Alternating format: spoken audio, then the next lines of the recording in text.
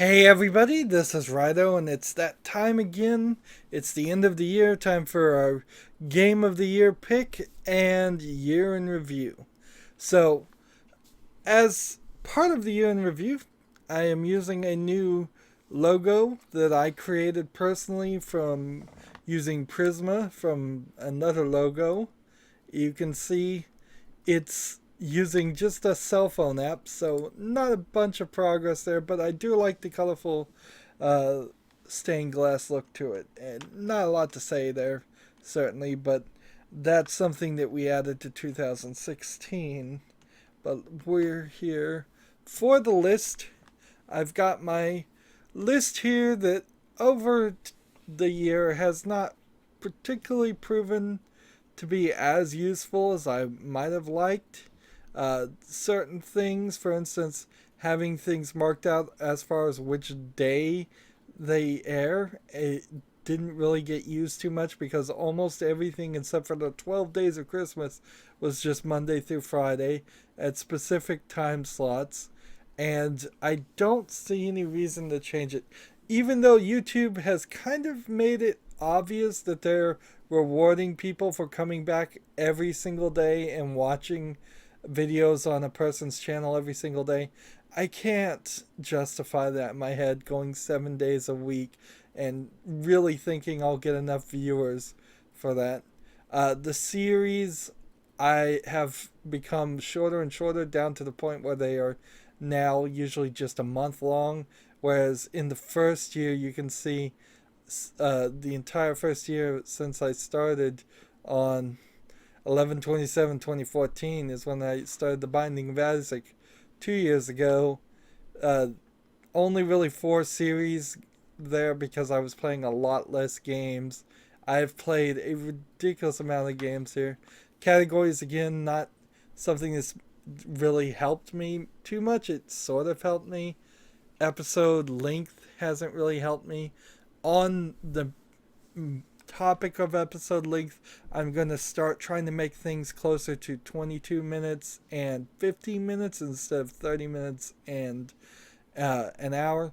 Particularly my Skyrim series, because it goes over an hour, it loses the ability to be edited, it loses the ability to change the audio. Probably not a big deal there, but it is kind of annoying. The number of episodes doesn't ever actually get calculated in anything. And we didn't do a ton of spotlights. Those are videos that just go one episode long, and then the finish tag kind of helps. But we need to, now that you know mostly what this means, start date and end date, you can see this one started 12/7/2015 and ended in 2016. So Lego Star Wars, for instance, probably not one I'd want to consider for Game of the Year, anyways. The Witness certainly is a game that we would want to consider for Game of the Year, but it's almost certainly not going to win because I really did not like the way The Witness wasted the player's time, and it had good puzzles, but it had no story. It had nothing but its one trick that gets played in a couple different ways, and then a lot more puzzles on top of that. Transistor, we played this year again, a game I didn't really like. Dust and Elysium Tale, we played this year, certainly. Uh, Pretty good game. Retrospectives still taking up the vast majority of the games I play. Uh, in fact, so much so that now when I'm looking at what games I'm buying, even games that are 2 years old, are not getting on sale enough for me to particularly be able to afford them. So as I have high hopes to move to playing more games as they're brand new and getting a lot more views because of that, uh, the gap in between really old games that are about a $2 or $3 each for maybe a AAA title game, or $5 for a AAA game, and something like Rise of the Tomb Raider, which was released almost 8 months ago, I would guesstimate, and yet it is still really only about half off at $20. And then a lot of games nowadays, they will be half off for the base game, but by the time you buy all the season pass and the DLC, it's still $60 a year later. So that gap between brand new games costing $60 to pre-order and get it, if not more than $60, and really old games like 10, 20-year-old games going on sale during Steam sales for 90% off. Steam sales in general have gotten worse, so it hasn't really affected my library terribly, but it is going to be an issue going forward. Gone Home is a game we covered. That's an interesting concept to consider for Game of Year. It saying Game of the Year almost it needs to be justified in itself, because this is the game that I played in this year, not the game that came out this year. Because if that were the case, then I could only really talk about maybe The Witness, and I don't know if I played any other games that actually were released in 2016. Deponia, The Complete Journey, is not even a complete journey anymore because they released a new game, so that game would certainly be tossed off the list. Mark of the Ninja is a pretty good game. You Don't Know Jack is a really old game that I was releasing for a while, trying to take up time and stretch it out. As you can see, having things released at one point, it was 1 p.m., 2 p.m., 3 p.m., 4 p.m., 5 p.m., 6 p.m., and 7 p.m.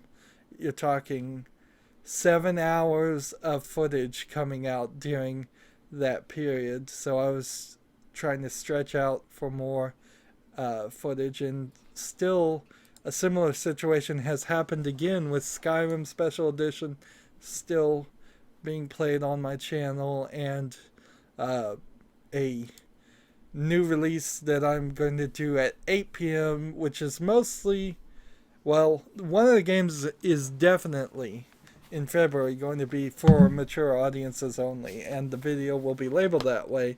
But the games before that are pretty much for teenagers at T plus ratings also, and so they will be at 8 p.m.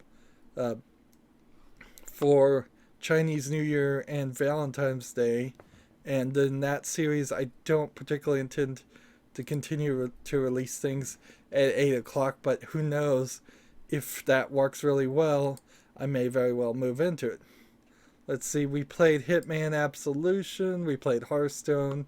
We've played a lot of Hearthstone. Hearthstone still is the very best series for my channel. People love to watch Hearthstone when a new expansion comes out. It gives me great opportunities, if I'm lucky, to get videos out early and have people interested in that series, whereas Hitman Absolution, almost no interest whatsoever because it's an old game, and the new Hitman reboot did come out, but that only translates into the smallest amount of views. Not certainly enough, in my opinion. Lego Batman, Sam & Max Beyond Time and Space, Shadow Complex Remastered. Interesting thing about Shadow Complex Remastered is the game I got for free because it was available to anybody who installed the launcher that the company makes. They were giving it away for free to anybody there, and I got it there and played it. And then, in the middle of playing it and tweeting out the videos, which means after I'd played the entire game and several weeks had passed by, Chair messaged my YouTube channel and asked if I wanted a free copy of the game for review. And I never even saw the message because of the way Facebook works. So I didn't see it until months and months after I'd already played the whole game. And they retweeted me, I think, a few times, and I've gotten several retweets from several video game companies because I include them when I put out my tweets, so you can find the companies and follow them if you want to, or find out more about them.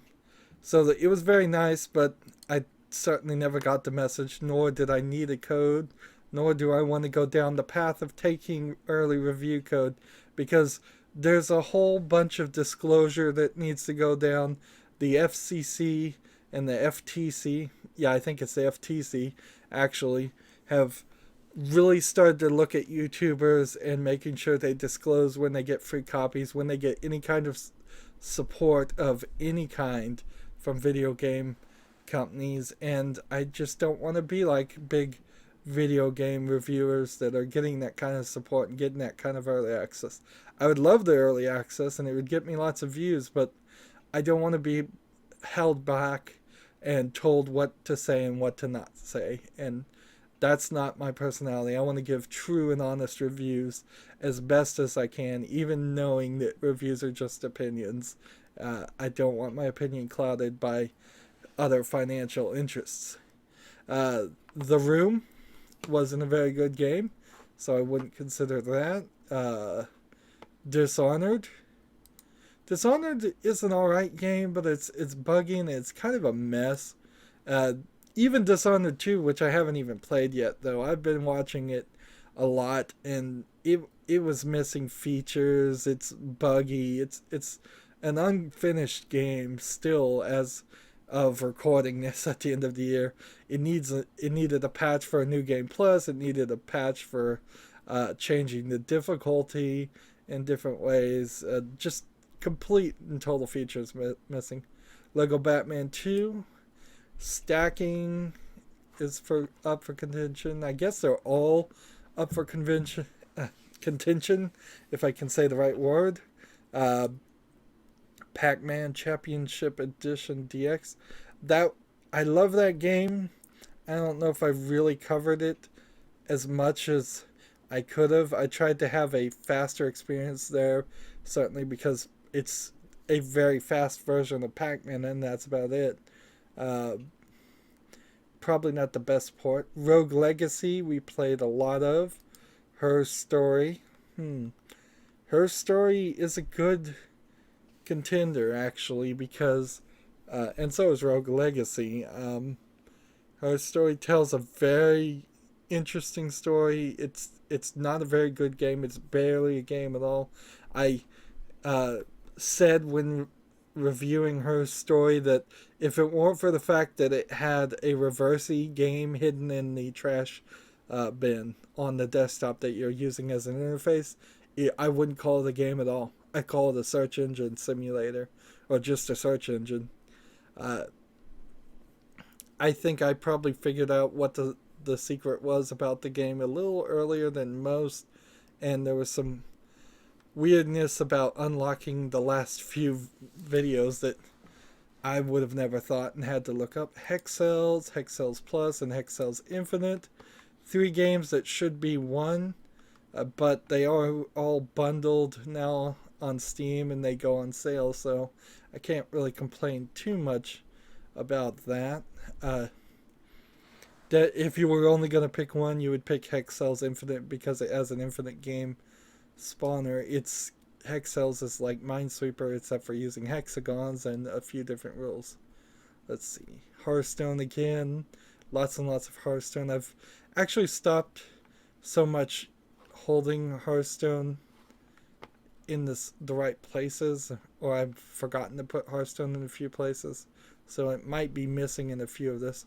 Notice we're up to the 5th month of 2016, and we've already done 3 series where it took us an entire year to do 4. The previous year, that's just because I was very lucky to get a lot of games on my Steam account. My Steam account was practically empty even before, I'd say, the Thanksgiving sales in 2015. Yeah. And then those Steam sales came by and I was able to procure outside funding, luckily, and got a lot of games. I got a lot of the cheaper games and was able to make some decent decisions. Dead Island, for instance, was coming out with a new version that actually wasn't better by most uh, reviews I saw. So I played the Game of the Year edition in retrospect. Had a pretty good time on that. Interesting comments on the Game of the Year edition. Someone in, I believe, French was talking to me, several comments in French. And I had to take the extra time and extra effort to translate what they were saying, write my response back, and translate it to their language and comment because I didn't want to just uh, mess it up or seem lazy and just respond in English. Uh, but I doubt Dead Island would make it to for Game of the Year. It's not that good of a game, really. It's got some good ideas, but it's got a lot of flaws and it falls apart at the end, uh, which is kind of a recurring theme for a lot of games. This was a lot of the games that I'm playing were in the time frame when games were only had to be cool for the first 5 hours or so, uh, and then because most players weren't getting to the end anyways. Uh, let's see, Sam and Max, The Devil's Playhouse. Each of these are just parts of Sam and Max series, but not the best one. The first series, they're the Telltale Sam and Max games. I had a lot of Telltale games that I went through. Downwell, a lot of people like Downwell. Did not like it myself, so didn't play very much of that. Shower with Your Dad Simulator. I still every now and then like to do a crazy or stupid game, but they don't really work for my channel to get new views. Probably because I'm just not popular enough to get seen in the first place, nor do I cover the games early enough.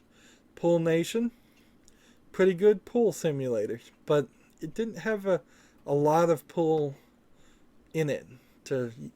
That's the wrong one. Didn't have a lot of interesting factors, even though it had challenges and trick modes and all this. It I thought I would go back to Pool Nation throughout the rest of the year, and I haven't ever touched it, never had a desire. Half Minute Heroes Super Mega Neo Climax Edition. That's a mouthful. Certainly kind of fun at the beginning, but a lot of the extra stuff just drags on. Uh, there's entire modes on there that are just badly done, lazily added on, and it just feels a little too cheap for me. Mirror Mysteries was a surprisingly dark and kind of just oddly written hidden object game. Mirror Mysteries 2, same. Was a little bit better, but not by much.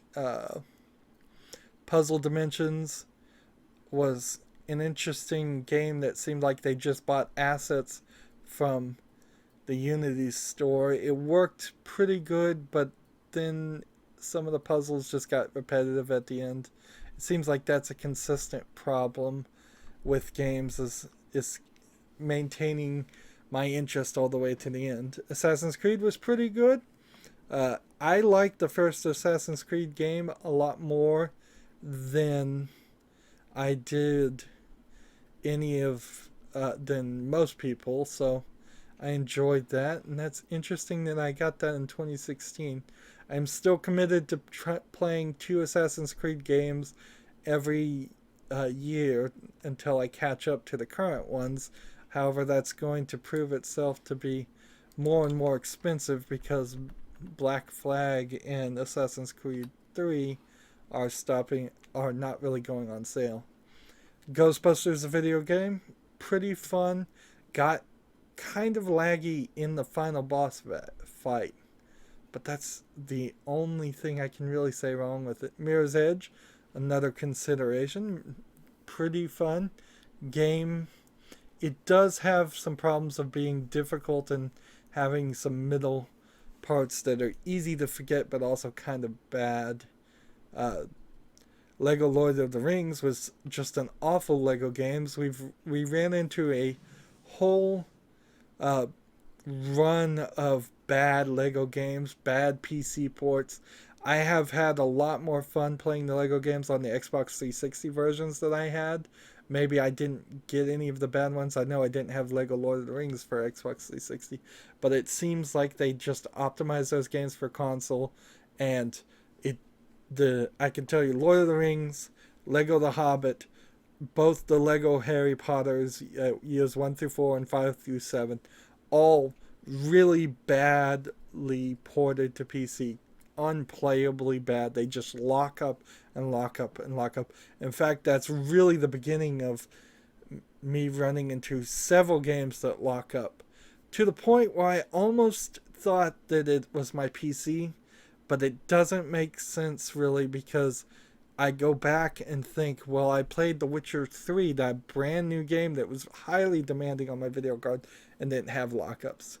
So I don't think it's my video card. I don't think it's my computer setup. I keep thinking that. I keep trying to lower the resolution. I go and I search if other people are having the problem, other people are having the problem. It does seem like just there's still a lot of bad PC ports on Steam.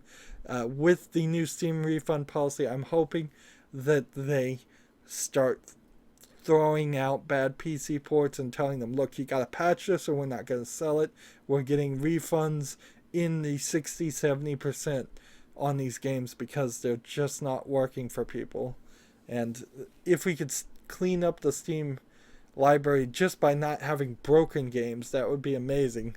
And then we could deal with not having bad games later. Broken Age, Double Fine's attempt to return to point-and-click adventures, totally kind of ruined by modern story writings and ways of thinking. The old way of writing jokes of LucasArts games just isn't the way that the people that work at Double Fine think anymore, and so we got some weird agendas. I'll just leave it at that in Broken Age, and in the end, it just was a bad game. Game that has the voice actor of Wesley Crusher, I believe, in it, just because he was a friend of the people, and he didn't do a good job as a voice actor either. Bone Out of Boneville and Bone the Great Cow Race, two completely unfinished pieces of junk.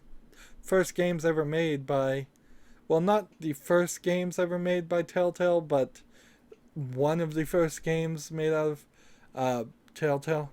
With Telltale making like 3 to 5 new games every year, I think the creator Bone has every right to call them back and say, hey, I'd like you to remake these games and do my comic book proud because that was not good. They'd probably just blow them off, but whatever. The Silent Age point-and-click adventure game. Interesting game, but problematic in that there was no puzzles in it. It was the most straightforward, obvious, just uninspired point-and-click adventure game I've played in a long time. There was no fun in it. There was no twist. There was no turns. I knew exactly what I was going to use every item for, practically. I knew exactly where the story was going. I knew exactly what was going to happen. No twists, no turns. Real Mist Masterpiece Edition. Mist is still a great game. It suffers from being really old. It needs, frankly, a full remake, and with the release of Abduction, whenever I get around to playing that, I think I'm going to feel like that is the spiritual remake to it, because you can't just, it needs like a reboot, totally. Nothing can be left. Everything needs to be different, and just upgrading it to the real player, which is now in itself an aging game engine, is still kind of bad, but it's playable. Mighty Switch Force hose it down. Turns out there's prequels and different versions under this Mighty Switch Force series that I'll want to get and play. I found Mighty Switch Force very fun. Playing this robotic fire woman who's saving all these blondes who apparently started the fire on accident. Face It, a game to fight inner demons. I think I may have gotten this game for free.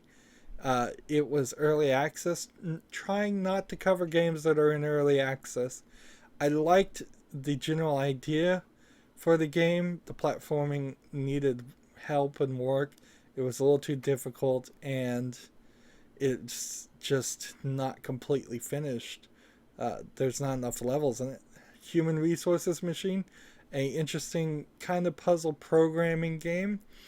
I liked it. I think I did a pretty good job covering it. One of the games that I had to cover in a different way, partially because I messed up recording the footage, partially it turned out to be just a better way to cover this game, was to think of all the programming puzzles solutions, have them all ready in a separate save file, so I don't have to go potentially hours and hours working on the same puzzle because I just can't think of it and talk at the same time. Crystals of Time, another hidden object game. Most of the hidden object games are going to be terrible. I think Crystals of Time was one of them. Not really surprised about that. Chip, a bad cell phone port to cell phone getting ported to PC. The timing was totally off. I couldn't finish it at all. Again, Hearthstone. Middle Earth Shadow of Mordor. I've been looking at this game for a while here, and I think it's up there. It's very possibly going to be the game of the year. Middle Earth Shadow of Mordor's worst thing you can say about it is that they paid YouTubers to promote it, not me certainly, and they did this over when it came out over a year ago, and they did not have any of the YouTubers disclose anything. In fact, they encouraged them not to disclose them. I believe PewDiePie was one of the YouTubers, so the big names, and the FTC or FCC, whichever one is the right one, came down on them and fined them a nominal fee for doing that, which is kind of ridiculous because Middle Earth Shadow of Mordor is a great game. It really is.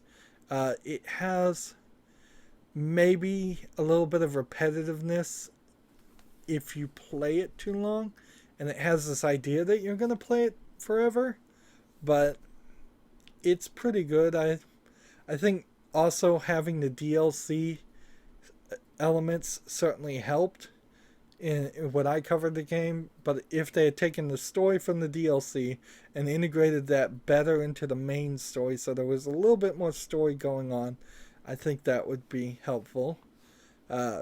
Lego The Hobbit, another terrible Lego game because of the bad PC port. And some really good ideas in Lego Lord of the Rings and The Hobbit that I'd never seen in Lego games before, but because they are bad PC ports, they don't ever, those ideas never get added to any of the other systems, really. Or at least some of them don't. So, The Dig was a Steven Spielberg created game a long time ago, point and click adventure. We covered that. It's a pretty good sci-fi story. It's old, certainly old, but there's nothing I remember about it that's super bad. So, The Dig, Middle Earth are two contenders. Certainly, Rock of Ages. I really wanted to like this game. You're rolling a rock down the hill, trying to hit enemies and hit a castle gate down, and defeat the enemy behind the castle gate. Really didn't like it though. Brothers: A Tale of Two Sons. I found the game emotionally manipulative and the story just kind of random.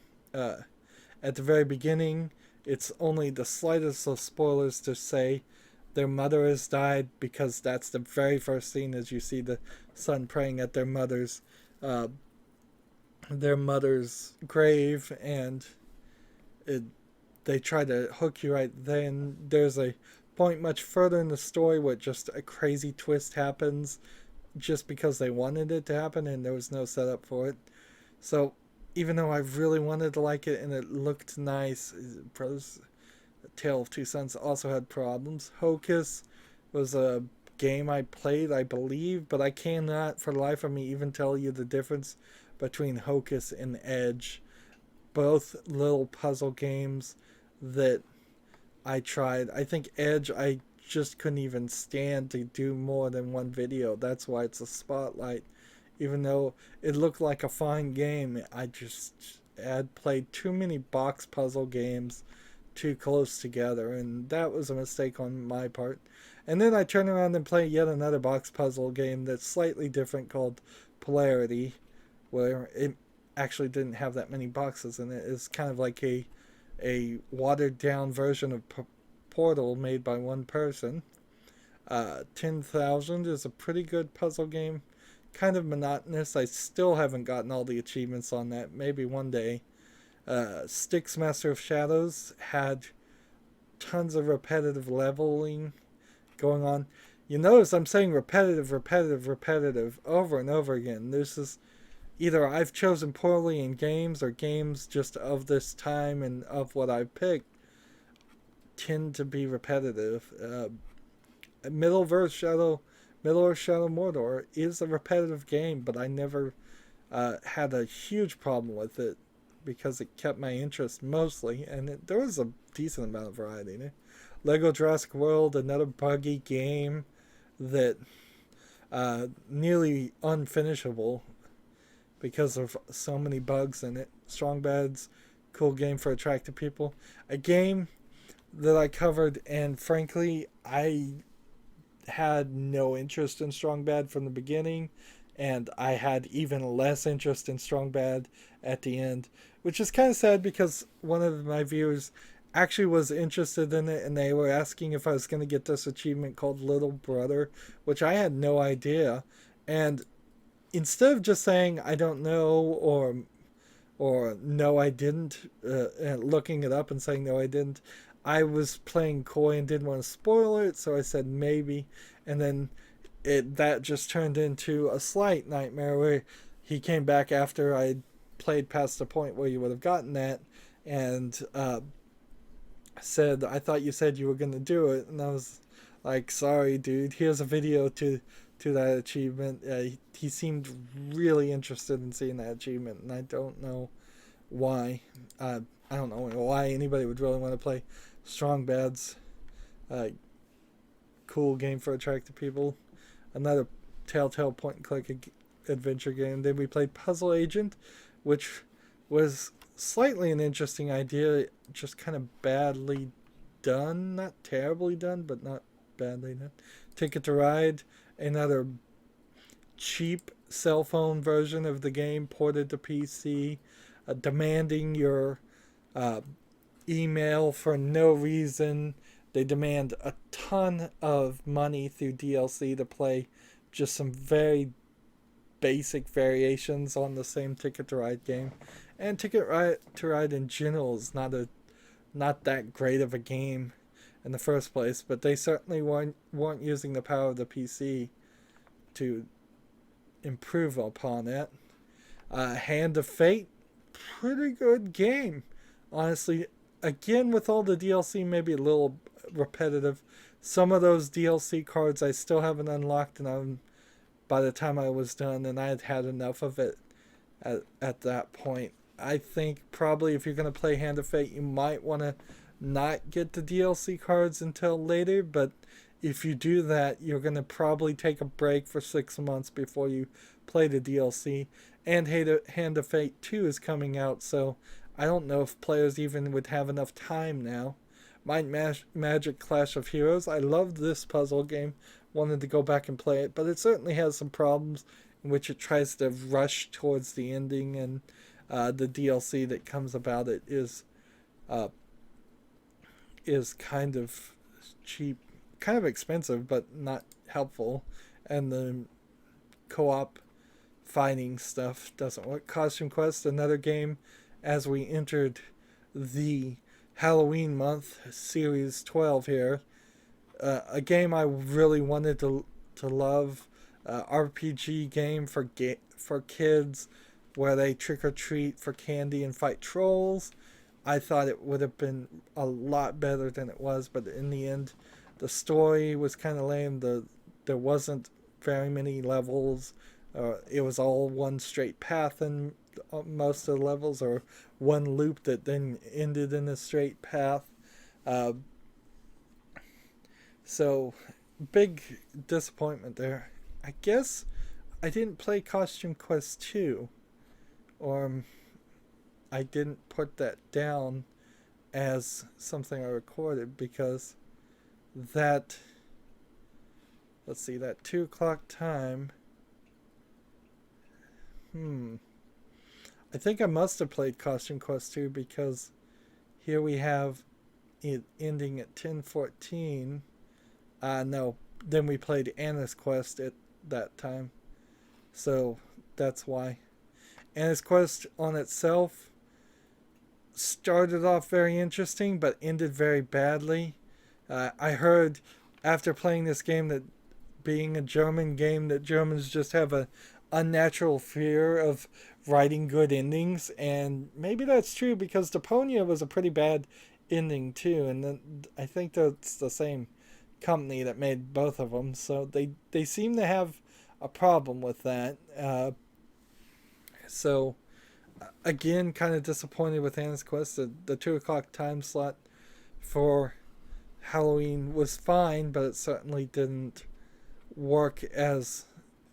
have any great games, and I'll have to struggle to find any kid friendly games next year if I am even doing a 2 o'clock time slot for kids at that point. It may very well be that I'm not doing a 2 o'clock time slot because I'm running out of Lego games and I'm running out of other kid games. There's actually a very small percentage of E for everyone, young kid acceptable games. At my 3 o'clock time slot for Halloween, I did The Cat Lady, a super scary psychological horror. I age restricted that, which means I got no ad revenue whatsoever. It also pretty much said that I got no views whatsoever, and I don't know if that is because nobody actually watched it, because they had to log in to see the videos, or because views are just hidden when you age restrict videos. I very much like The Cat Lady. I love what it does. It was far too scary to do at 3 o'clock. I should have taken The Cat Lady and done it at an 8 o'clock. I don't know why I didn't think of that at the time. 3 o'clock has been my point and click adventure time slot, but maybe I need to just move that time slot completely, or at the very least do something more kid friendly at 3 o'clock and put the not kid friendly things at 8 o'clock. This is all in central time zones, by the way, US central time zone. Uh, After The Cat Lady, I did I Have No Mouth and I Must Scream. Another psychological horror game, not as good as I remembered it. It actually is kind of a mess. So I was a little disappointed in that. No disappointment on The Cat Lady. In fact, The Cat Lady, if I were to give it to The Cat Lady, it would be a little weird, but I'm not super surprised. I'd stick it right up there with Middle Earth and The Dig. Castlevania Lord of Shadows, an interesting start or reboot of Castlevania. I haven't played any of the previous Castlevania games, so going in fresh, I thought it was, and it could have been great, but it really fell apart with some poor controlling and just repetitive fighting and a dumb story. They had Sir Patrick Stewart doing the voiceover through all of the game, and it was a terrible hiring decision. Patrick Stewart is very theatrical, and you don't want that in a video game. He sounded like he was reciting Shakespeare as he's telling all of this story, and it just doesn't work. Dracula's Legacy was a hidden object game, not very good. The Walking Dead Michonne wasn't very good either. Seems more and more like Walking Dead Season 1 is good, and The Walking Dead Season 2 is good, and hopefully when I get around to playing The Walking Dead Season 3, that'll be good, but those side story DLCs not very helpful at all. Spent most of the game pronouncing her name Michonne, by the way. It wasn't until nearly the end that I heard the right pronunciation. Let's see. Can I give it the game of the year to BioShock Remastered? Well, The problems with Bioshock Remastered were that some of the graphics were changed. There was one bug I saw in Bioshock 1 Remastered, but the game ran a little bit. No, it didn't run smoother, did it? In fact, that's exactly what happened. I played through all of Bioshock Remastered a long time ago now, 2 months ago, and I've covered a lot of games since then. Uh, I played through all Bioshock Remastered. I was saying, all right, this is good. They made some changes. They tried to remaster it, but I think in general they've improved it. And it has the developer's commentary on it, and it has new achievements, which you won't get them all unless you play on super hard mode and never die. Uh, the hardest mode, whatever that is. And, but then I went back and played the game, the original Bioshock. And frankly, the original Bioshock compared to the remaster just ran smoother. And in a first person shooter, running smoother is all that matters. It controlled better. And so I couldn't give it to Bioshock Remastered. Now I played Bioshock 2 Remastered. I didn't feel like there was that same problem. It felt very much like Bioshock 2 was fine and better, even in a few places. So if I was going to give it to a Game of the Year, I could probably give it Remastered that I played of the year, but I don't think I would do Game of the Year for it, just because Bioshock 2 is not the greatest thought out game. A lot of economics talk went alongside for Bioshock and Bioshock 2 Remastered during that Halloween month. I think I succeeded pretty well in Halloween month. Every single time slot was full of a scary game. I definitely dropped the ball on having the cat lady at the 3 o'clock time slot. I should have moved it down. There's plenty of other horror games for next year, so no struggle there. I'll probably end up playing at least a few horror games, not in October, but which is what I'm calling Halloween month. Harry Potter Year 1 through 4, piece of garbage, PC port of the Lego game. Minecraft Story Mode. It was an alright Telltale game, but an awful Minecraft game because they did not really care one bit to tell a consistent story through the Minecraft Story Mode. So you have 6 episodes, and like 3 of them are one story, and then the remaining 3 are just random stories in which Captain Sparkle shows up for one of them out of nowhere. And they don't really follow the rules of Minecraft when they don't want to, and it just didn't have enough reference for Minecraft in general.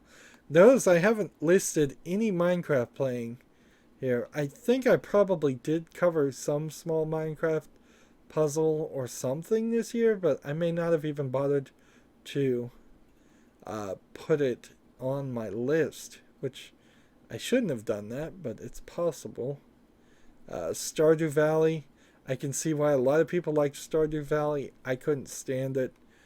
City Skylines, I couldn't play it because the text was too small. Hopefully the text isn't too small for people watching this.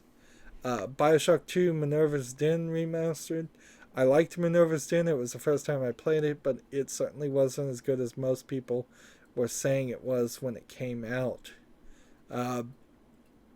The Hearthstone 12 Days of Christmas was a video series I did starting, I believe, on the 13th to the 25th of December. Every day there was just a minute long video playing the 12 Days of Christmas music, which I don't actually have a non-content ID version of the full song, so I had to actually pull a trick and not put all the videos together. I was originally planning to have all 12 Days of Christmas combined together and have one long song play, but actually I only had the first 30 seconds, so it never would have worked. And I was opening a single card pack of classic cards, I believe, for Hearthstone. I liked it. Probably didn't get me any views. It isn't going to get me much ad revenue, with the videos only being a 1 minute long. Go check them out. Card pack openings in general seemed to get me several views this year, so it's something I plan to continue doing.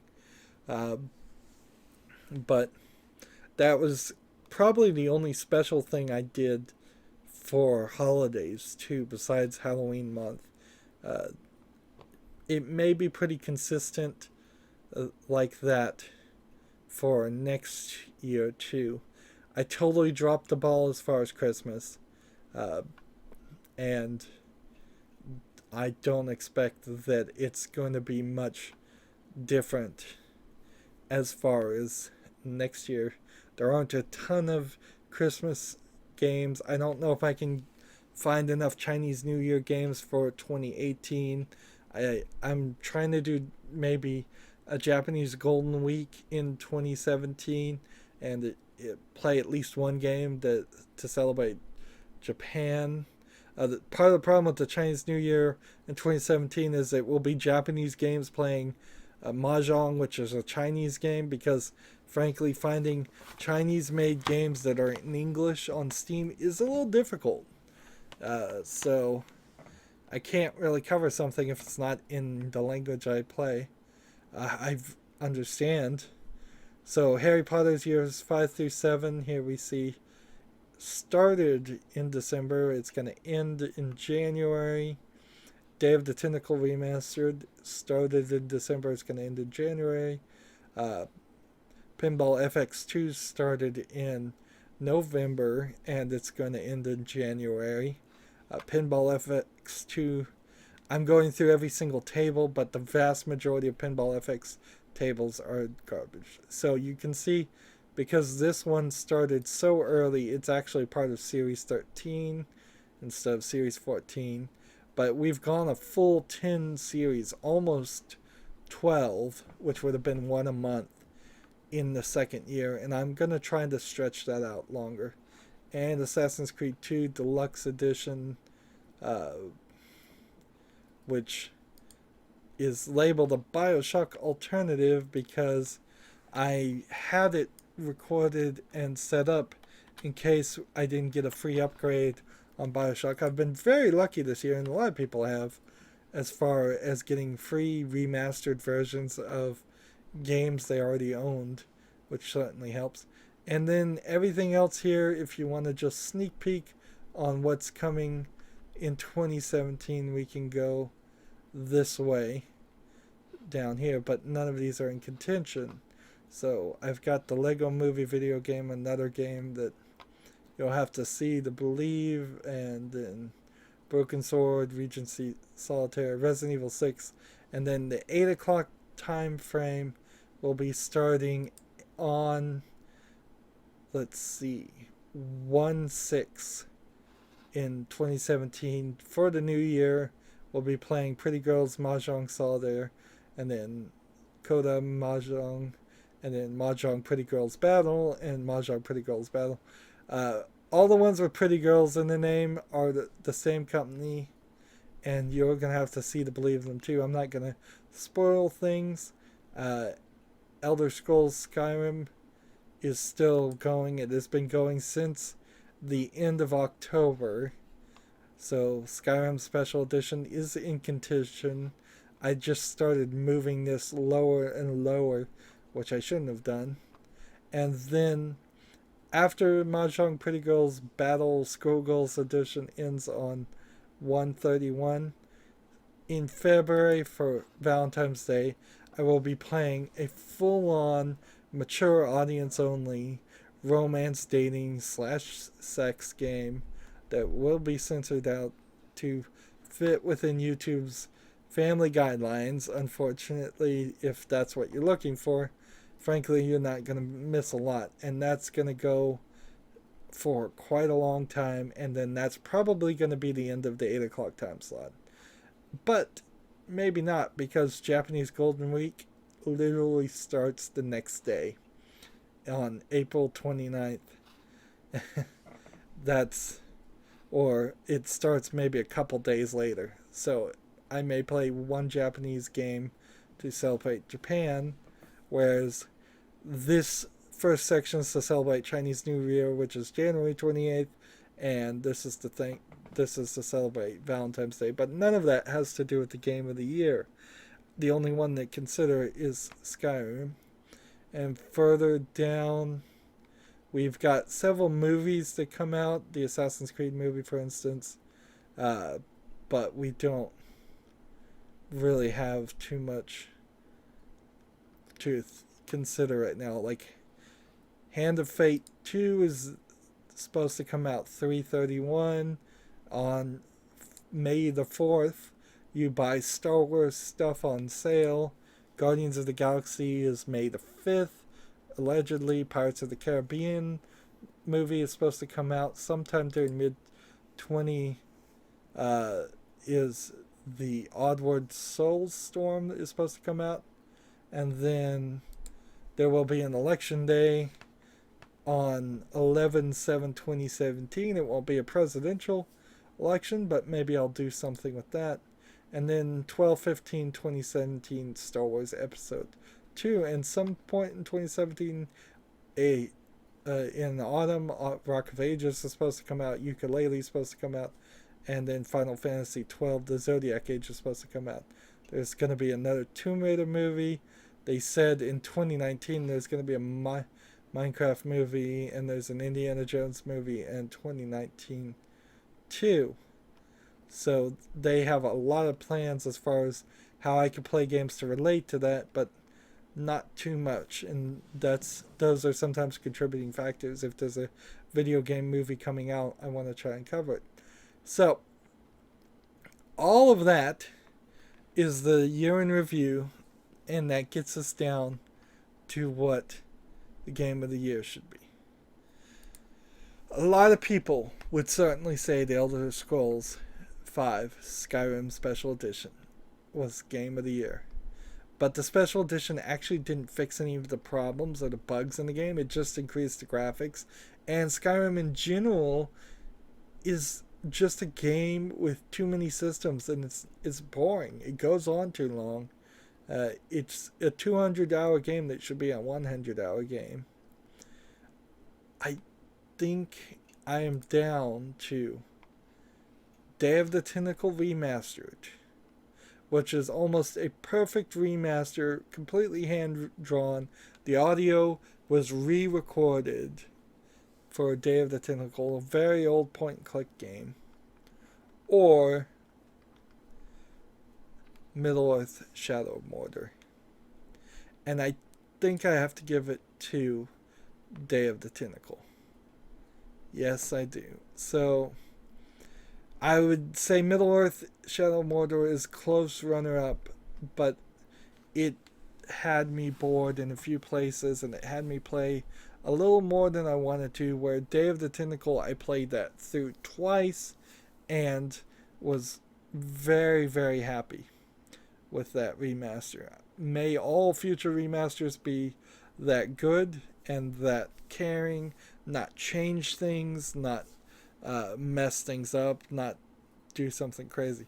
It's kind of silly in a lot of ways that the Day of the Tentacle remaster, which now they're working on a full throttle remaster, which hopefully is just as good, but it's kind of silly that Double Fine made this, and they also made Broken Age.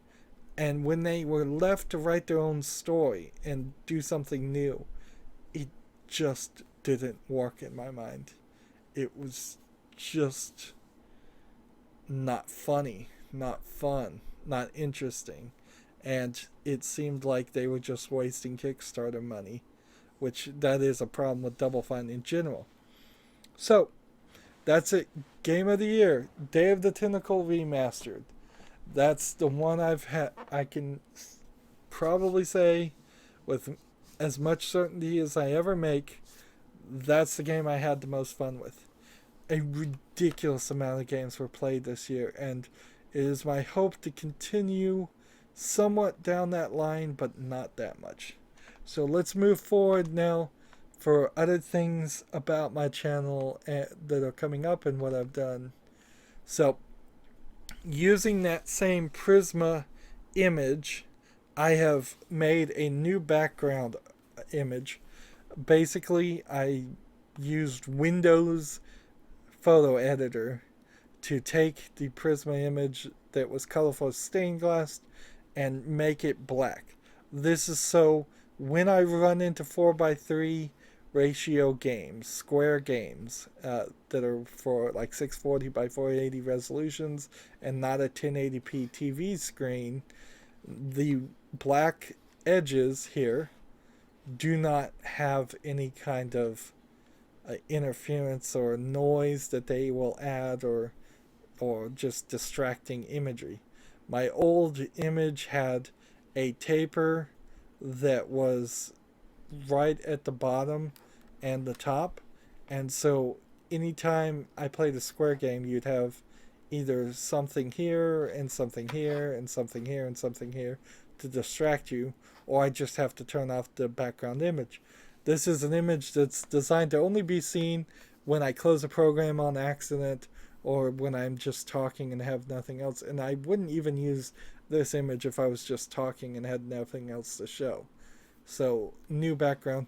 This still very much comes down to the fact that, here we can zoom in a little bit. It's pretty nicely detailed for just using this Android app, cell phone app Prisma. But I desperately still need an artist. All those games needed thumbnails. Every single one of them needed thumbnails. The only game I had this year that did have thumbnails was Hearthstone, and after episode 500 on Hearthstone, which every Monday through Friday it's still going, I said forget it. None of the other series are getting that. I need a picture by thumbnails. I need a picture that would have my logo on it, have a title, catch people's attention, and give them a reason to click on my video of a game like Hearthstone versus the thousands of other people's videos of Hearthstone. And that's where I would need a volunteer artist. Unfortunately, as you will see in a moment, I do not have the funds anywhere close to pay them at all. So here we have Resident Evil 6, which is going to come out soon, and I'm not showing off that for that reason. And I've apparently watched this video 11 times myself since it's private. You would think that YouTube could figure out that if one person is watching the video and it's the person that made the video, that probably shouldn't count as views. But I think YouTube systems, if they are to believe, which frankly most people on YouTube don't believe, the people that work at YouTube, I think they said something like they show the numbers but then they don't count them as far as their algorithms. So very well could be I could watch my own videos a million times and it still wouldn't get on the trending topics tabs or anything like that, because all a million of those views are just counted out. And probably the same as if you like your own videos. I do like my own videos, but that is only because when you like your videos, it rebroadcasts them to Twitter and Facebook and Tumblr and all the others. And so on the weekends, if I'm not doing anything else, which often I'm just recording, I'll once an hour just like my videos and see if people who are following me might have an interest in watching my old videos. I have over 5,000 videos right now, and that is a base that I need new audiences, new subscribers to go back and watch so that those videos actually can make their money back. See, this was uploaded 20 days ago. It's not even going to be aired for a few more days, if not a month. I'm not as far ahead as far as uploading things as I'd like to be. I'd like to be 3, 4, 5, 6 months, maybe even a year ahead. That way, if I ever just were in a coma or had to get a secondary job to make ends meet or something like that, I could still potentially do my channel and not just let it die on the vine.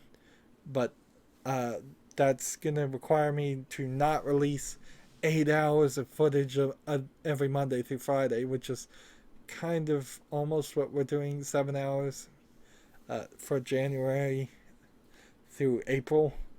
Uh, but this channel and the number of videos that keep coming out grows and grows and grows, and that doesn't, and I don't know how to really stop it. More games keep coming out, and I somehow still seem to be able to do it. So, before, I shouldn't have clicked this, so let's click show list. So my description I've updated a couple of times over the course of this year, and that's what I want to show. They now allow me, through using this TubeBuddy plugin, to use a few Unicode characters, so a little Unicode pictures. So description now has this match of description. Game link has this link. Playlist has a play button. RSS has a page of paper. Social links have a World Wide Web, and computer setup are all below. I still probably am not phrasing that quite right, but now the pictures help a little bit.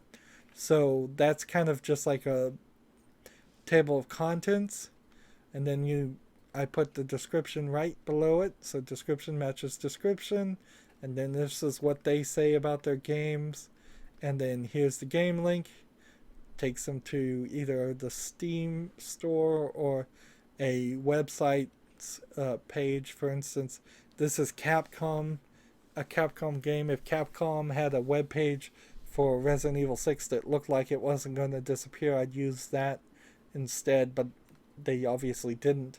Playlists right here take you to all my playlists, which I guess we can check out. RSS link here. Not all of the link actually shows, so if you had to copy and paste that, you're gonna have a struggle. Sorry, that's something YouTube does, not me. Here's the social media links. Twitter, I've gotten quite a few subscribers on Twitter, but I've really not cared at all about Google Plus or Facebook or Tumblr, and I've gotten no subscribers as far as Steam friends and Battle.net people. I've gotten a few people that have friended me on Battle.net. I don't know if that's because of my YouTube videos or if it's just random people on Battle.net. But Twitter I have gotten a decent number of followers. Unfortunately, you could probably guess that almost all of them are bots. So, I stay mostly focused on Twitter. But in general, I'd say probably no real followers on any of them. I do have 104 subscribers now, so we've gone over the 100 mark. I didn't think that was a big enough number to do any kind of special video or anything. Yes, 100 is way better than the 4 subscribers I had probably a year ago, but it's not enough to sustain a real YouTube channel at all, so that's it. And here we have the computer setup. I believe during this year we got the Blue Yeti microphone, which helped. I was going to change from Open Broadcast Software to Open Broadcast Studio, but it doesn't have OBS Remote as an option, and I use that to watch how long I've been recording, so I know I've been going an hour now. I do not believe that I got the 970 in this year, though. Because if I had gotten the 970 in this year, I would have played The Witcher 3, and I would have said The Witcher 3 was Game of the Year, and I believe it was Game of the Year last year. So, a little bit improvement. Some games will also, if I can find something that's a Unicode character, I'm going to use that too. So this is Resident Evil Biohazard 6, so I put a little Biohazard symbol. I'm also changing the way the titles are going to be. YouTube claims you should just have the number of the episode at the very end, so going forward, the very last thing in every episode will be the episode number. I used to put like HD 1080p 60 frames per second. I'm still recording all games at that resolution. Does that mean that the game itself is running at that resolution? Never really meant that at all. That's just a recording that I'm recording. It tells you that you can come over here, you can go to 1080p 60 frames per second, which isn't even really that high of a resolution and quality by today's standards, but it's as best as my video card will be able to do, and sometimes it struggles to even do that, and sometimes the game is so badly ported it doesn't matter, even at the lowest resolutions. And a lot of the old games simply don't allow you to change resolutions at all, and that's when you get the Square games, which I'd still recommend, even if you're watching me play a very old game. Turn it up to 1080p 60. That'll be the best viewing experience if you can stream at that. If you have a slow internet, then I would say go to auto and do the best you can. Try to go 720 60. You can't do anything else at 60 frames per second. Uh, Sorry, that's just how it goes. I've started using their new standard of video. So it used to be Flash Video that you would upload to video to my suspender plugin suspended this tab. You used to be the default video that YouTube liked was Flash Video, the .flv. They've changed to .mpgs, so I've upgraded to that. Maybe that improved the quality. Maybe it changed nothing. As far as my Steam setup, you can see I own now 564 games, 257 pieces of DLC. I've only written 2 reviews in the Steam because nobody uses that system, and I've wishlisted 1,338 games. Now, I use my wish list as just a list of games to look at. So, in all actuality, I probably only really would want 800 of those games. And that's kind of all the games on Steam right now that are worth owning. Not really. It's 5,000 games, I would bet. You can get out there, but in I'd probably only want about 1,500, 18 of them. I'm never getting around to playing all of them. Here's my achievement showcase for Steam achievements, which don't mean anything because the only thing they really like to see are the perfect games the players gotten every achievement on, which is only 35. I've earned 2,248 of them, 66% average completion ratio, which is pretty high. I've earned 47 badges, which are done through the training cards and all of that garbage. I have been working slowly on time clickers, and sometimes in 2017 I will get the final achievement, 99 out of 99 on time clickers, unless they add more achievements. And I have 9,817 hours on record, and I'm currently in game because I run it in the background all the time. So in reality, I've probably spent maybe 100 hours at most on it, but not really. I just set it up and it goes. It's a clicker that's automated, and probably it wasn't the clicker game that I thought I would still be playing when I did a quick series on covering clicker games, but it is the one that somehow kept on going. I guess it was the easiest to automate and the easiest to have running in the background. But I will make a special video once I get all the achievements and do that. And some of my hours, almost all my hours on games are totally wrong. Like Broken Sword here, it says I played for 73 hours. I left the game running for 73 hours, which is just about 3 days. A little bit over 3 days, and that was, I barely spent 15 hours on the game. I just left it running, so don't be too worried about that. I have 6 friends on Steam, which are just kind of random people. And the only person that's ever friended me that's on any real high level is this Aquarius character who has 211 rank by getting badges, whereas I have 37 rank. And so they just buy every single game that has Steam trading cards, and they make badges from that. We're in the middle of the Steam sale, and I have a bunch of things to still work on as far as that. And I don't think there's really too much to show here. Let's see, do I want to go and show all the achievements? We can see what this page looks like, but then let's move forward and get into the nitty gritty. And it doesn't even seem like it's gonna let me get there. We could look at the badges, I suppose.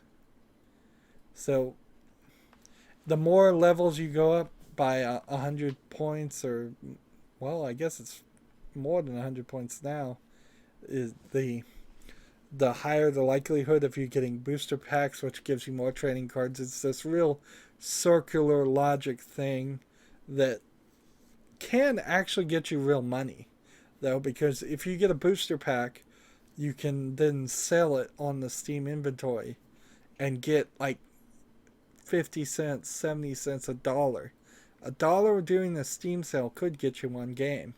So there's something there, but the people buying and selling these things and the people making the games are making mad dough, and that's one of the reasons why you see so many bad games on Steam, is because you can make a bad game, let's say Mahjong Pretty Girls Battle, for example, and then sell the trading cards, and every time you buy or sell a trading card, a penny or two goes back to the creator of the game for no real reason. And that's kind of where they make their money. They don't even care. If we go really to the bottom of this, those are all the ones at the top that I've already played and got all the cards. You never get enough to make a full badge, so you have to do trading. You only get 80%, and it's specifically done that way. So like 5 card drops remaining. Haven't played this game. 9 cards are needed to be collected, so you cannot make a badge on your own play unless you get a booster pack and get really lucky on the booster pack, which you often don't. And so each of these games with no badges are games in my list with trading cards I haven't even played yet. You can see it's a massive list. Of course it's a massive list. If it says I have 500 games plus on there, there's a ton of things still to do. And several of the games on my list, on my library, are games that are just too old and I'll never play them. But if they're really old games, they almost certainly don't have Steam trading cards. And I've gotten a little obsessive about all these, and they don't really matter. And these are the badges that you have, that I have crafted, where I've gotten everything except for like the Director of Acquisitions, which I got for having over 500 games. But they're only level 1, so if you collect all the trading cards again, you can get them up to level 2, level 3, level 4, and level 5 on most of them now. And the summer sale for 2016, for instance, allowed you to continuously go up, and so up and up you went. So at some point I may go even crazier and decide to try to max out all the badges and get up to 211, because that might actually help. But that would be kind of after I've purchased every game. Much, much more important to spend money on games than trading cards and badges. It's its own meta game. Here's my Twitter. As we can look at the stats here. I've done 6,239 tweets. I am following 464 people, and 119 people are following me, and I've liked 16. I have this All the Difference intro video, which I may have made that in 2016, and apparently I got 4,280 impressions over the last week. Now, impressions, anytime anybody talks about impressions, they're BSing you as far as advertising, but all of advertising is BS anyway, so it doesn't matter. It's kind of a industry standard BS.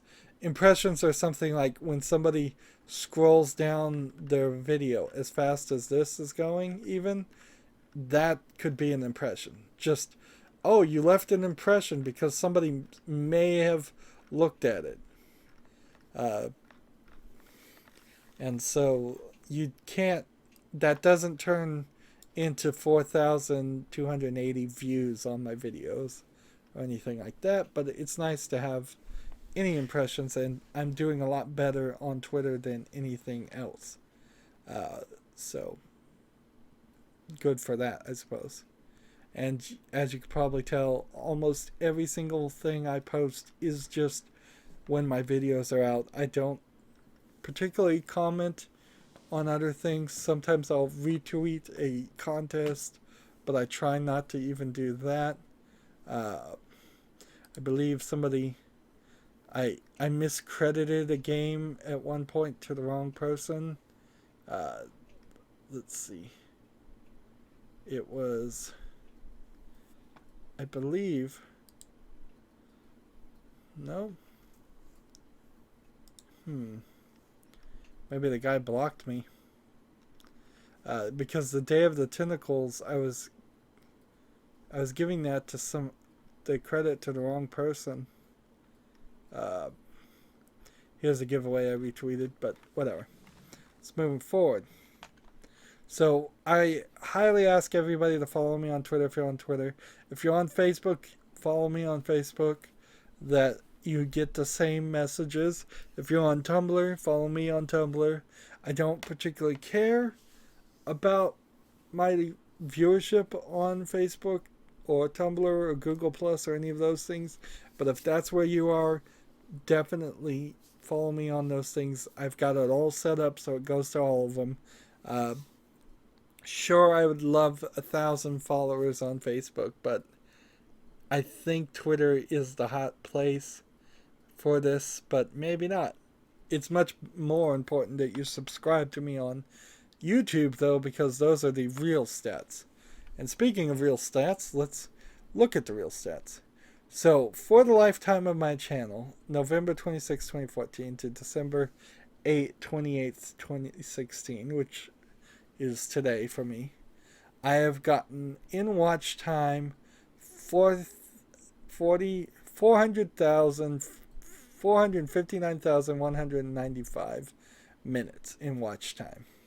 Now, watch time is maybe not what you think it is, and maybe not what I think it is, because it may have more to do with keeping people on YouTube. So my watch time might actually go up if you watch one of my videos and then go watch somebody else's videos. If my video is the beginning of your session of watching YouTube, and then you spend another 24 hours, let's say, watching YouTube nonstop, you're just having a marathon, that may very well give 24 hours of watch time to me. So YouTube's weird about that. But in general, you can just kind of assume it's the number of minutes people watched of my videos. Now, on the ratio there, that's pretty good, because the number of views I've gotten is 164,208. So over 150,000 views, which is a big number, but not big enough for YouTube. And you will definitely see that when you see the 2 years of estimated revenue here has only been $117.17. And they did finally pay me that $100 check, but they won't pay me another check until it's over $200. This is lifetime revenue, so they've already paid out the $117.17. But I am very hopeful, and that's all I can be, to see my revenue going up. I have seen it consistently go up over the past few months. It went from being a penny a month to a penny a week to a penny a day, and now it's getting up to between 60 cents and $1 every single week. So not great. $52 a week, certainly. 52 weeks in a year, $1 each week would only be $52. Certainly a problem, but obviously I'm gonna do better than that, a little bit better. My average view duration is 2 minutes and 47 seconds. Because of that, I've changed when the recommended latest videos pops up in the lower left hand corner of my videos to 2 minutes and 20 seconds or thereabout. It has a fuzzy logic to it. Uh, Seems like on average, people watch my videos for about 3 minutes and then they get bored and leave. That could be that people don't like my voice, they don't like what I'm doing, they realize that I'm going to blather on for over an hour, which is the truth certainly here. It's been an hour and 20 minutes now.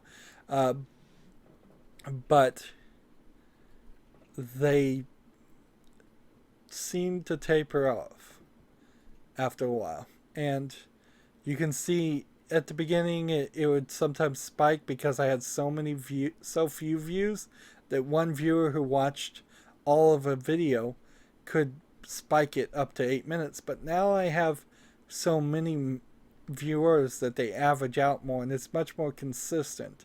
But that also means it's lower. I would like to see this grow and grow and grow to close to 50% of the lengths of my videos. That's part of the reason why I'm going to try to go to 22 minutes and 15 minutes on most of my videos instead of going full 30 minutes or an hour. You can also see my watch time kind of spiked here in the middle and it's going a little bit lower. And I don't know if that's because of the holidays and Christmas or what.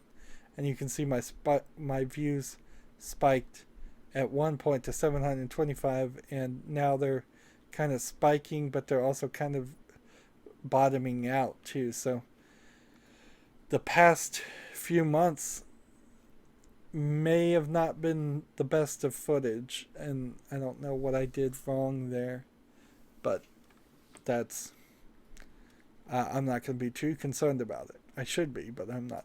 I have had 1,292 likes. I don't know how many of those were me liking my own videos. 489 dislikes. Likes and dislikes are counted separately, but it means the same thing. So if you want to go dislike all my videos, by all means, do it. Go get that everything playlist and watch every video and dislike it.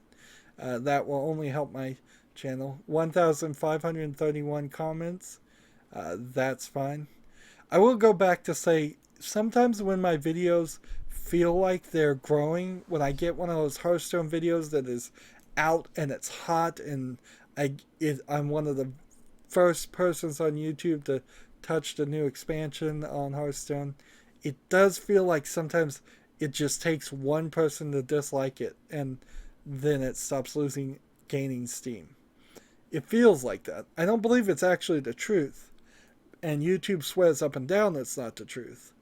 But it sometimes feels like that. That a dislike can just steamroll a trending video as far as trending on my channel is concerned.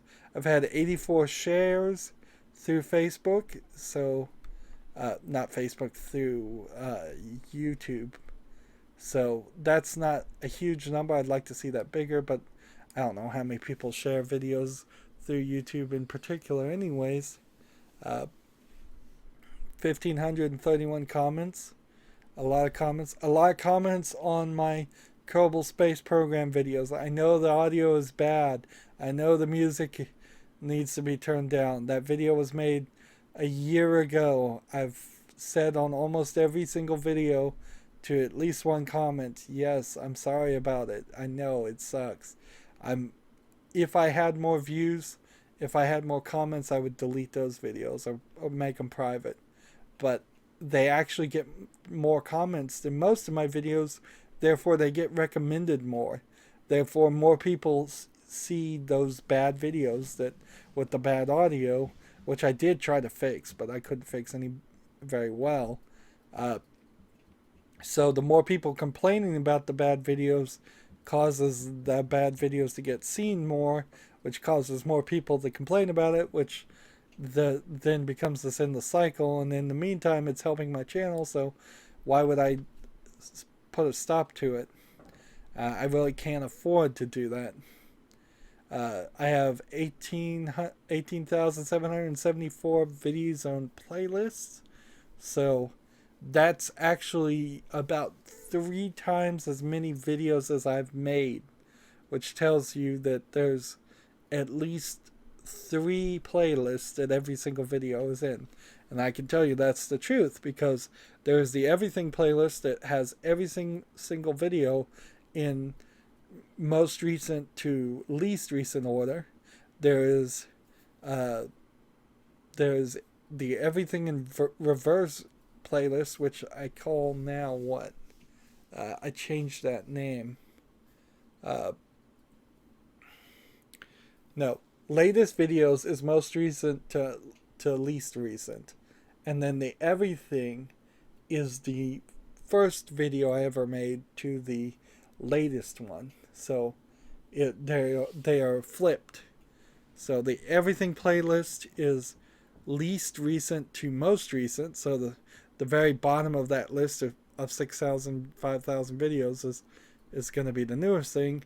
And then latest videos is the very top of the playlist is going to be the latest video. And then every video has its own playlist. So if I'm covering, say, Minecraft, it'll be in the Minecraft playlist. And if I'm doing a specific puzzle map in Minecraft, say, Minecraft, what was one of them? Let's just say Capture the Monument. That's not one I ever covered, but Minecraft Capture the Monument would be its own separate playlist too. So something like Minecraft might be in 4 or 5 different playlists. And maybe I'll get ambitious and make even more of those playlists and try to organize things. Maybe have one just for point and click adventure games and just for shooters. So our top 10 videos of lifetime here as we scroll down are how to set up and use Hearthstone deck tracker and even record it with open broadcaster software. This video by far is my best video. It's not a video game video. It's just recording my struggles to install Hearthstone deck tracker, which is completely changed now, and record it with open broadcast software, which, because Hearthstone deck tracker has changed, the system I use in this isn't even appropriate. I would make a new video. I would do that if I had time, but it wouldn't really even help that much. This video, with its 176,533 views, is going to get recommended way more than any of my other videos. And if I try to make a new one, it's not going to get replaced. YouTube only lets itself and a few other special people replace a video in place and keep the views. So I can't do a new version without just throwing it out and never getting this. So sad but true. This video will very well might be the most amount of views I ever get on my channel. Even if I get millions of views on other things, this one will just be that. I actually told you the wrong number. Its watch time is 176,533 minutes. Its views is only 75,242. That makes a lot more sense.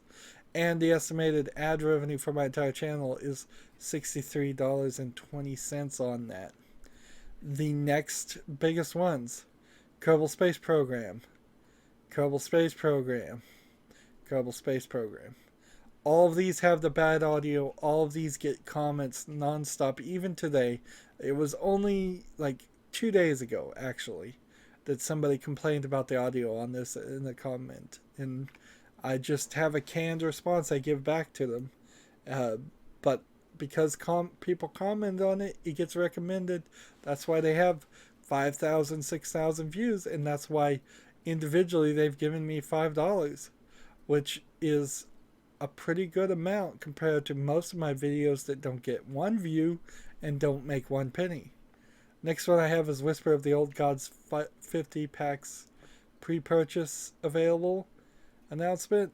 This announcements and most Hearthstone announcements do rather good. 7,000 views. Kerbal Space Program again, 2,000 views. Heroic Tavern Brawl and Card Pack Opening for Hearthstone, another 1,500 views. The new Shaman Hero, Morgul the Oracle announcement, 2,700 views. Hearthstone Welcome Bundle 10 Card Pack Opening, 1,552 views. And Blackrock Mountain number 19, Lord Victor Nefarious, rounds it up with 652 views. And if you could go a little bit lower, you're going to see it drastically drops even more after that point. Here we can even sort by views. Like, I have a decent amount of cards of videos that have 600, a couple hundred views videos, but most of them get less than 100 even on Hearthstone, and when there are new Hearthstone expansions.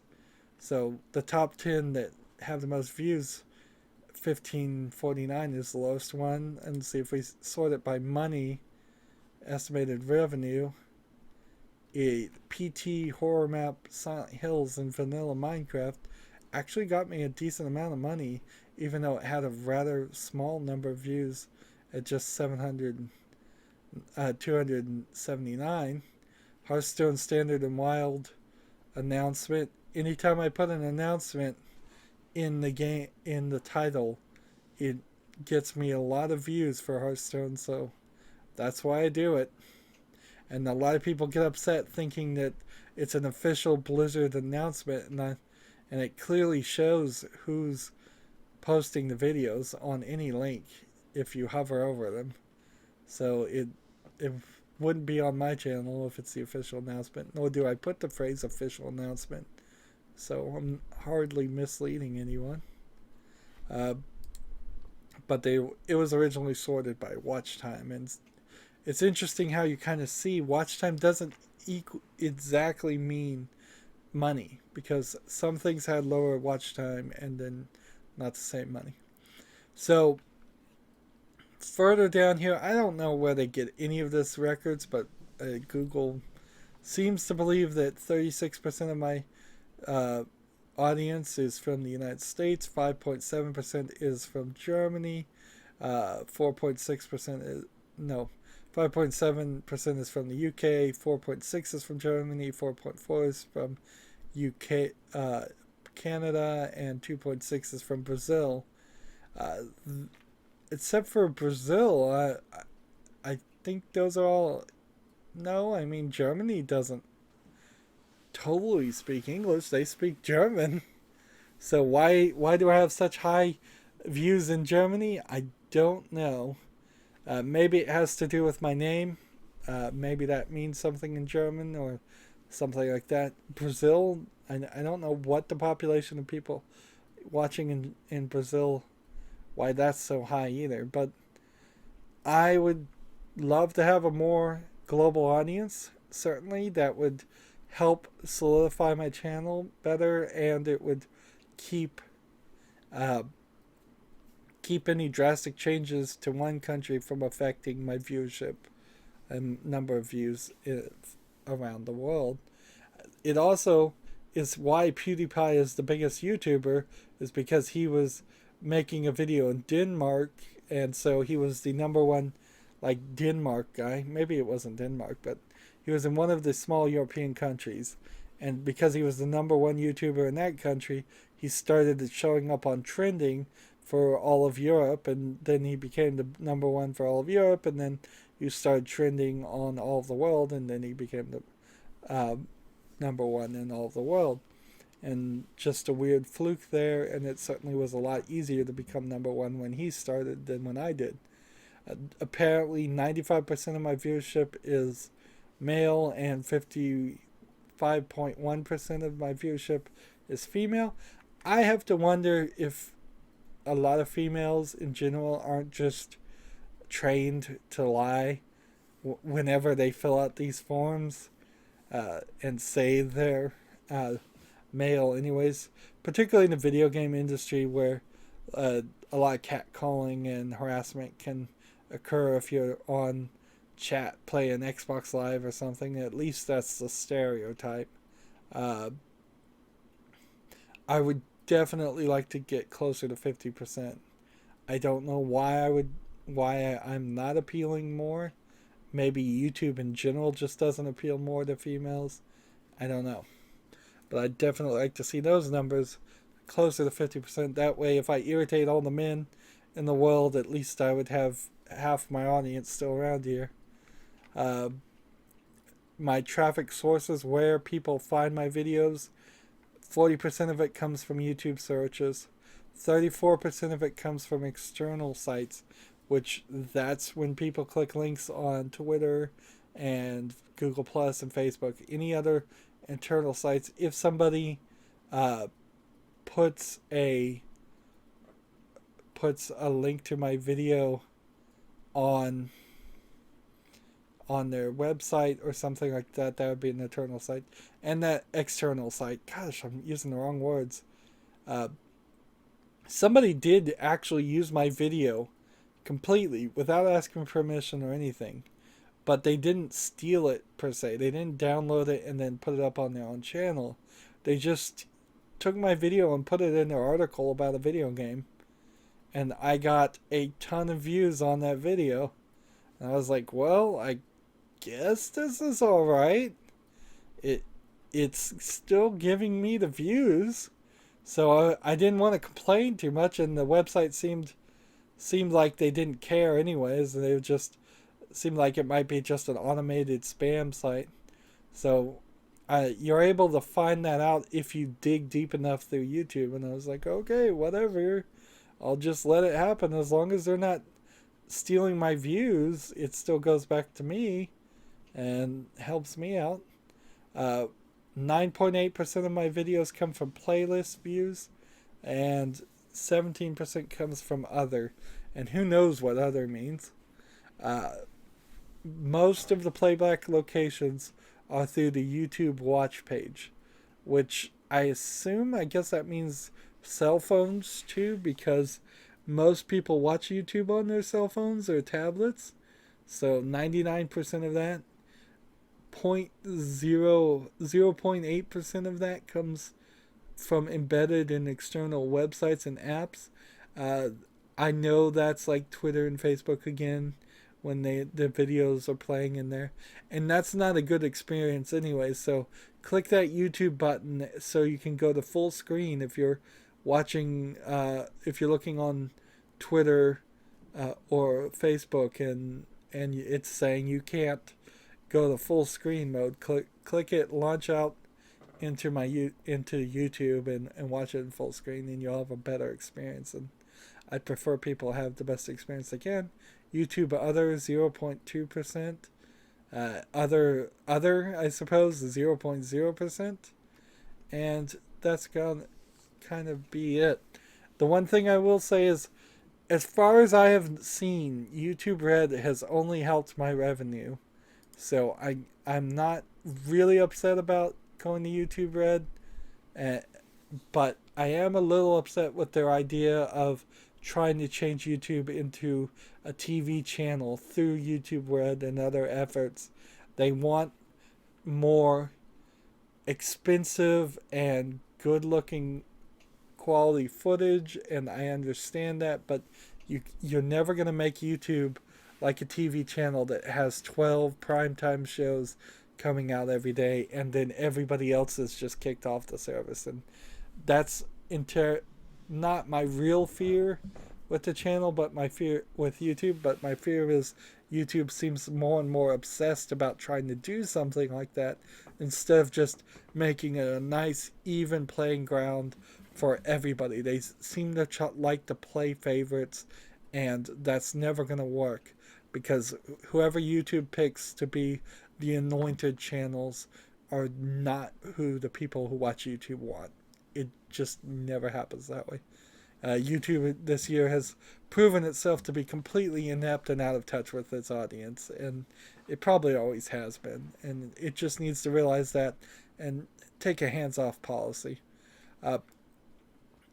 I like to look on my statistics for the rolling 7 days, And for the rolling 7 days, you get a nice little gradual curve here, a number of views. This is the Christmas New Year's weekend, so it's not super surprising that people would would be having some more free time to watch things, but not terrible.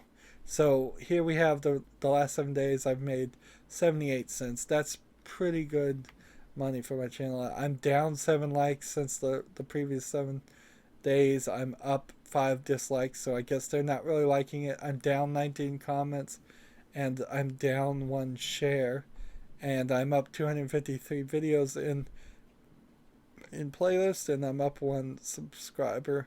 And see, we can roll back to the last 30 days to get kind of a more evened out view for the last 30 days. It's been up and down, up and down.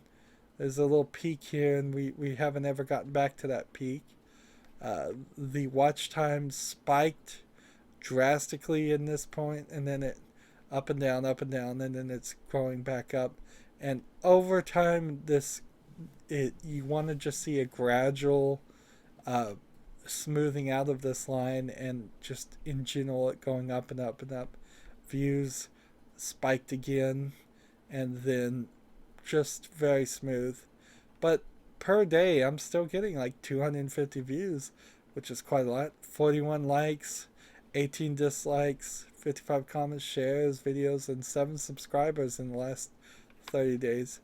And so when we roll back to the last 90 days, for example, then that's the last 3 months, it starts to become even smoother. It's just pretty consistent, which you'd love it to be a gradual increase. That's what I'd like. $10 in the last 90 days. So of the $17 I've earned since I got that last $100, that first $100, it's been $10 of that has been from just the 3 months. So I'm seeing revenue going up. It doesn't particularly look like it is, but it is. In fact, I'm seeing almost everything going up, and that's certainly nice. And then if we wanted to just look at the last 365 days, just a rolling 365 days, you can see it's almost like it's going down. And I don't know why, but it is. So in the last year, I guess I've very well maybe not done as great, or just stayed consistently and got spikes. The real thing I've learned, though, even though these numbers don't look great, and they aren't great, I've spent 2 years on this, barely made $100. Let's be realistic here. But the thing I've learned is there are tent poles in your channel.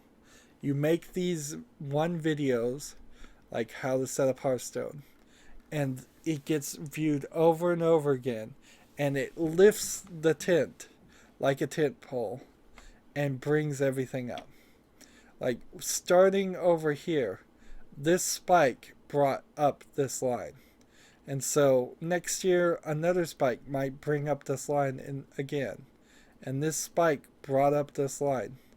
And this spike brought up this line. And I may be losing a little bit of ground, but not really. You got some more tent poles, some more spikes that are bringing things up. And I'd like to see it grow and grow. But I'm just going to continue what I'm doing, except for what I'm changing that I've already talked about, and I think we've kind of done everything. So at 1 hour and 44 minutes, that's the year in review. I hope you enjoyed it. This is by far the longest video I make each year, because there's a lot to talk about. Suggestions, comments, all of that, please put them down in the comments and help me out with my channel. And I'll try to follow as much of that as is feasible to follow. And I've improved my ending a little bit, and we'll do that in a second. And I guess there's really not that much to say. Day of the Tentacle Remastered was the game of the year. I When I do the game of the year thing, I don't want to think about it until I do this video. So I go through the whole process, which does definitely make the process longer than it should be. But uh, I don't want to make a 5 minute video where I say the game of the year is the Day of the Tentacle Remastered and that's it. And I like to do the year in review, and talk about my channel more, and just really take at least one day away from recording video game videos, which is what I do most days. It's still a ton of work. 6 days a week, 7 days a week, 6, 7, 8 hours of playing games each day is ideally what I'm shooting for. I've kind of fallen back behind that, and am kind of only doing 5 hours of video games a day on average, but that's probably a good thing too, taking a little bit more of a break. Anyways, let's go through the ending. So my ending now is I ask you to like, share. Now this ending is way too long, and I know it is, but I don't know how to ask for all these things without just going in the middle of the video. And I hate that on other YouTubers where they're at the very beginning saying, please get this up to 1,000,000 likes. Let's get up to 1,000 likes. I know we can do it, guys. And just begging for likes. So I try to ask at the end, and based on most people's average watch time, they don't even make it to the end. But I ask them to like, I ask them to share, I ask them to comment. I've used to say comment if you want to, but I'm trying to cut it down, so I go like, share, comment, and watch every second of my videos, because all of that helps me out with YouTube. And I have 2 ways I do this, where I'll do the ending on the first and last videos in the long form of the wrap up, and in between I'll just say like, share, comment, and watch every second of my videos. And then I go to the next section, which that's already way too much to ask. If you throw out 5 different things you're asking a viewer to do, it's just going to confuse them. But I don't know how to improve this. The next thing I go is, if you want to support me further, you can go to my main YouTube page. On the right is a button that says support this channel. I used to say there's a blue button. It never actually was blue. It says support this channel in blue, and it just or it says support in blue. I was never right about it, and I still say it wrong sometimes. But on the right is a button that says support this channel or something like that, and you can click that and make a donation. Nobody's ever taken me up on that offer, and I'm not really surprised with only 104 subscribers. I bet even for the biggest of the big YouTubers, they don't get a lot of donations that way. It seems like most YouTubers that do have things like that have Patreons and stuff like that. If I had subscribers, if I had 1,000 or 10,000 subscribers, I'd set something up like that. But right now, I'm more focused on getting more subscribers than trying to get them to donate to Patreon or something every month. Which, if I did have donations like that, that would certainly help fund this channel and speed up the process in which I can start playing games brand new, which would also get me more more views. And the long form of my ending is, I would also say on my main YouTube page, there's a playlist tab that you can click and see a playlist for every game. Also on my main YouTube page is the subscribe button and the bell, which now everybody and their dog is complaining on YouTube, saying you have to click the bell or you won't see all my videos. You have to click the bell, click the bell, click the bell. Which I'm just jumping on the bandwagon with it. Frankly, it's true. If you don't click the bell, you may miss my videos, but only if you don't know your subscription feed. If you know where your subscription feed is and you watch it regularly, at least in my experience, every single video that comes up that I'm for every channel I'm subscribed to is on my subscription feed, and I scroll through it 5, 6, 7 times a day, and I see every video that comes out as far as I know. So, but I still will say click the bell. So click the bell, and then you get emails uh, or notifications on your YouTube app for the videos. But and then finally, I say in the description box, down in the description, are links to all my social media sites like Facebook, Twitter, Tumblr, Google Plus, Steam, and Battle.net. And I ask everybody to follow and friend me on all of those services because it helps me out with those services, and it lets you know when my newest videos are out. And see, that's the long way to do it. Do the ending. Where I go and explain everything else out as much as possible, and it's a mess. And so, definitely leave me comments if you've got a way to keep this faster. This video will end with an end screen, which is something I've set up. I specifically was one of probably millions of people asking YouTube for the end screen things. They work on YouTube pages and browsers. They work on the cell phone apps. It's a square that will show up on the left, a square on the right for a video, and the subscribe button in the middle. Not an automated process. I had to actually make my own automated program using a very old program called Macro Makers, what I decided to use, where that manually sets up end screens on every single video. And it's not perfect, and I know it's going to miss some, but I went back and added that to all my old videos. Before, it just had a subscribe now button in the lower left hand side. I had to get rid of that annotation to get the end screens, but end screens are so much better. On the left at the end of this video will be a video that's recommended specifically for you. On the right will be the playlist to the latest videos that updates automatically. In the middle is my circular logo. I have a subscribe watermark in the lower right hand corner of my channel now. I wish I had an artist that would do my logo instead of just subscribe, but I need an artist to do lots of things for my channel, and certainly don't have any of that. And I think that's all we've updated. A lot of work went into this channel this year. A lot of work is going to go into this channel next year, hopefully. And I plan to move on and do bigger and better things as far as... Now, that's the wrong phrase. This sounds like I'm saying I'm quitting the channel. That's not what I'm saying. I plan to continue doing what I'm doing and do it better. That's what I mean to say. So now let's try the short way to end this. As always, like, share, comment, and watch every second of my videos. If you want to support me further, click on my name, Rydo. No, that's the wrong one. I say, if you want to support me further, go to my main YouTube page. On the right is a button that says support this channel. And if you want to friend or follow me on basically anything, there's a whole bunch of links in the description. And then I say, thank you for watching. Have a good evening. So, thank you for watching. Have a good evening.